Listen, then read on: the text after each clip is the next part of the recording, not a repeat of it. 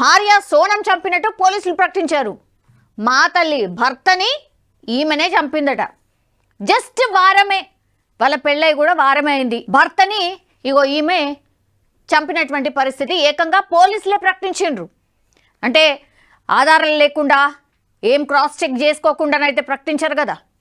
So భార్య సోనంతో పాటుగా హత్యకు సహకరించిన మరో 4గురిని యూపీలోని ఘాజీపూర్లో అరెస్ట్ చేశారు. ఈమెనే కాదు, ఈమెకు సహకరించిండ్రు 4 సహకరించిండ్రట. మరి ఈమెతోనే ఎట్లా అవుతుంది?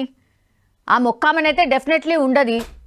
ఏకంగా వారం క్రితం పెళ్లి చేసుకున్న భర్తనే చంపింది అని అంటే ఎవరి సహకారం ఉంటుంది ఏంటి? వాళ్ళ ఫోన్లో ఉన్నటువంటి ఇన్ఫర్మేషన్ డాటా అంతా కూడా సేకరిస్తే, అన్నిటినీ క్రోడీకరిస్తే మేడం గారు హత్య చేసినట్టు తేల్చిండ్రు.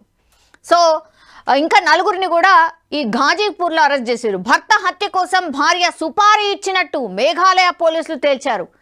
మేడం గారు పూర్తిగా ఆ భర్తను చంపనీకట సుపారీ ఇచ్చింది, ఇన్ ద సెన్స్ పైసలు ఇచ్చింది.